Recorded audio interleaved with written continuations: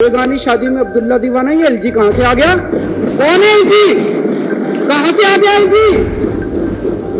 किस बात का एलजी? कौन एलजी? कौन लेफ्टिनेंट गवर्नर? हमारे सर पे बैठ गया के लेफ्टिनेंट गवर्नर। इच्छा थी कि बीजेपी के साथी भी यहां मौजूद होते और वो भी बात सुनते, ताकि इस चर्चा को एक कंस्ट्रक्टिव रूप दिया जा सकता। समय बड़ा बलवान होता है, कुछ भी परमानेंट नहीं है जिंदगी में। इस दुनिया में कुछ भी परमानेंट नहीं है। कोई अगर सोचे कि मेरी सरकार बन गई, अब जिंदगी पूरे मेरी सरकार रहेगी, ऐसा नहीं होने वाला। आज मेरी सरकार है, कल हमारी सरकार नहीं होगी। हमारी सरकार 5 साल है, 10 साल है, 15 साल है, 20 साल है, कभी ना कभी तो बदलेगी। आज उनकी सरकार है, परमानेंटली उनकी सरकार नहीं होगी। आज है, कल है, परसों है, अगले दिन बदलेगी। आज दिल्ली में हमारी सरकार है, उनके एलजी हैं, केंद्र में उनकी सरकार है। कल अगर भगवान ने चाहा, ऐसा भी हो सकता है कि केंद्र में हमारी सरकार हो।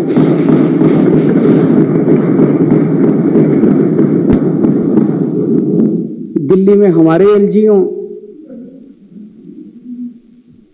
और हो सकता है दिल्ली में हमारी हो, कांग्रेस की हो, बीजेपी की हो, किसी और की सरकार हो। हम ये सुनिश्चित करेंगे कि हमारा एलजी इस तरह से तंग नहीं करेगा उस टाइप का, जो भी सरकार होगी। हम चुनी हुई सरकार की इज्जत करते हैं, हम लोगों की इज्जत करते हैं, लोगों के मत की इज्जत करते हैं, लोगों के वोट की इज्जत करते हैं, जनतंत्र की इज्जत करते हैं, हम संविधान की इज्जत करते हैं। दिल्ली में 2 करोड़ लोग रहते हैं। मैंने हमेशा कहा है कि ये 2 करोड़ लोग एक परिवार हैं। हमने हमेशा इसको एक परिवार माना है। इस परिवार में लोगों के जब भी कोई सुख दुख होते हैं, हम हमेशा सुख दुख में काम आते हैं। इन 2 करोड़ लोगों में जो बच्चे हैं, इनके जो बच्चे हैं, वो मेरे बच्चे हैं। मैं उनको हर्षिता और पुलकित से अलग नहीं समझता, उनको मैं अपना बच्चा समझता हूं। उनको मैं अपना बच्चा समझता हूं। तो जितनी अच्छी शिक्षा मैंने हर्षिता और पुलकित को दी है, उतनी अच्छी शिक्षा मैं दिल्ली के एक एक बच्चे को देना चाहता हूं। ये मेरा मकसद है, और उसी मकसद से हम लोगों ने शिक्षा के ऊपर, क्योंकि मुझे ये लगता है कि अगर हमने अपने बच्चों को अच्छी शिक्षा दे दी तो देश का भविष्य बनेगा, बच्चों का भविष्य बनेगा तो देश का भविष्य बनेगा। उसी को मद्देनजर रखते हुए हमने शिक्षा पे इतना खर्चा भी किया, इतने अच्छे अच्छे शानदार स्कूल बनाए। जो सबसे ज्यादा आज स्कूलों के नतीजे बहुत अच्छे आ रहे हैं। लोग अपने बच्चों को प्राइवेट स्कूल से निकाल के सरकारी स्कूलों में भर्ती कर रहे हैं। शायद 75 साल, आजादी के 75 साल के बाद पहली बार ऐसा हुआ है। उसमें सबसे बड़ा योगदान हमारे टीचर्स और प्रिंसिपल्स का है, और उनको मोटिवेट करने के लिए और उनकी कैपेसिटी बिल्डिंग करने के लिए हमने उनको पूरी दुनिया में बेस्ट से बेस्ट ट्रेनिंग दिलवाई है। हमने बहुत सारे टीचर्स को विदेश भेजा, बहुत सारे टीचर्स को आईएम्स में भेजा, बहुत सारे टीचर्स को अलग अलग यूनिवर्सिटीज में भेजा ट्रेनिंग करने के लिए। 1000 से ज्यादा टीचर्स, प्रिंसिपल्स को हम विदेशों में अभी तक ट्रेनिंग करा चुके हैं। अब 30 टीचर्स और प्रिंसिपल्स को फिनलैंड जाना था ट्रेनिंग करने के लिए। वैसे तो हमारी चुनी हुई सरकार है, मैं मुख्यमंत्री हूं, ये शिक्षा मंत्री हैं। मुख्यमंत्री ने, शिक्षा मंत्री ने कह दिया भाई टीचर फिनलैंड जाएंगे ट्रेनिंग के लिए, तो बस ये फाइनल होना चाहिए। यही तो जनतंत्र है। और जनतंत्र क्या है? अगर मुख्यमंत्री ने और शिक्षा मंत्री ने कह दिया भाई मैं अपने टीचर्स को फिनलैंड ट्रेनिंग कराने जाऊंगा, भेजना चाहता हूं, बस यहां खत्म हो जानी चाहिए थी बात। लेकिन यहां अजीब जनतंत्र है। सारी फाइलें एलजी साहब के पास जाती हैं, सारी फाइलें एलजी साहब के पास जाती हैं। एलजी साहब ने एक बार नहीं, 2 बार ऑब्जेक्शन लगा के फाइल के ऊपर भेजा। अभी मैं पढ़ के सुनाऊंगा थोड़ी देर में। 2 बार ऑब्जेक्शन लगा के भेजा। तो जब बार बार ऑब्जेक्शन लगाया जाता है, एलजी साहब कह रहे हैं ना कि मैंने तो मना थोड़ी किया। जब 2 बार ऑब्जेक्शन लगाया, आप तीसरी बार भेजेंगे तो फिर ऑब्जेक्शन लगाएंगे, तो इसका मतलब आपकी नीयत खराब है। एक बाबू क्या करता है? आप अपना लाइसेंस बनाने जाते हो, लाइसेंस बनाने वाला मना थोड़ी करता है। ऑब्जेक्शन पे ऑब्जेक्शन, ऑब्जेक्शन पे ऑब्जेक्शन, फिर आप दलाल को पकड़ते हो। वो दलाल कहता है इतने पैसे दे दो, बाबू को अंदर पैसे दे दूंगा और वो फाइल क्लियर कर देगा। तो ये बार बार जो ऑब्जेक्शन लगाए जा रहे हैं, इसीलिए तो लगाए जा रहे हैं, नीयत खराब है, फिनलैंड टीचर्स को भेजने नहीं देना चाहते। आज मैं ये लेके आया हूं महोदय, बीजेपी वालों के कितने एमपीज ऐसे हैं, ये पूरी लिस्ट है, जो खुद विदेशों में पढ़ के आए हैं।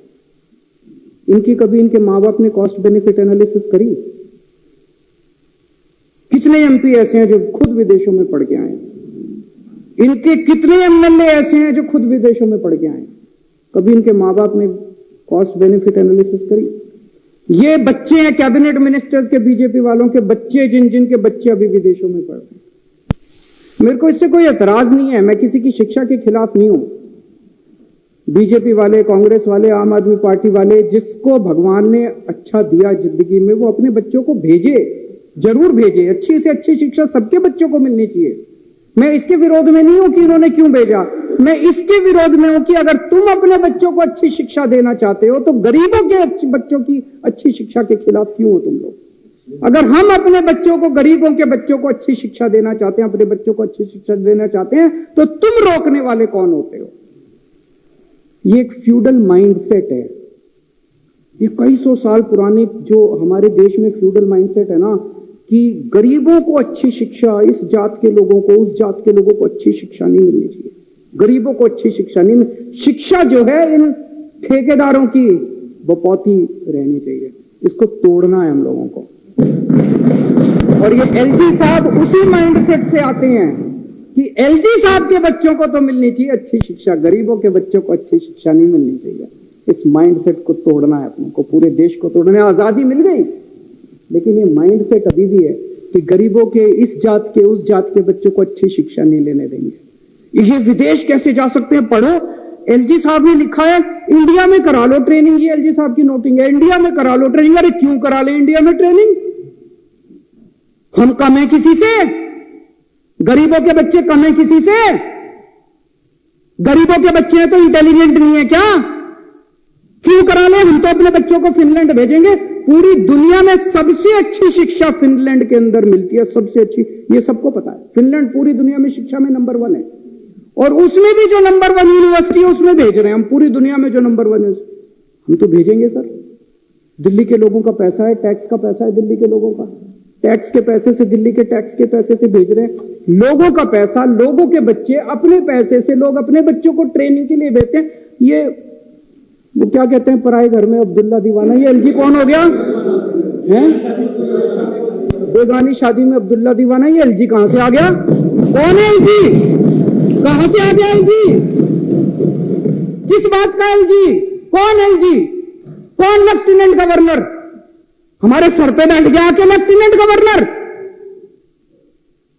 अब वो तय करेंगे कि हम अपने बच्चों को कहां पढ़ाएंगे। ऐसी सामंतवादी सोच के लोगों ने आज हमारे देश को पीछे छोड़ा हुआ। मैं कई बार सोचता था 70 साल हो गए हमारे देश को, 75 साल हो गए हमारे देश को, इतना पिछड़ा कैसे रह गया, इतना अनपढ़ कैसे रह गया, इतना गरीब कैसे। इन लोगों ने जानबूझ के, इन लोगों ने देश को गरीब रखा है। इन लोगों ने हमारे बच्चों को पढ़ने नहीं दिया। ये तो सामने आ गया, नंगे हो गए ये लोग। इन लोगों ने हमारे बच्चों को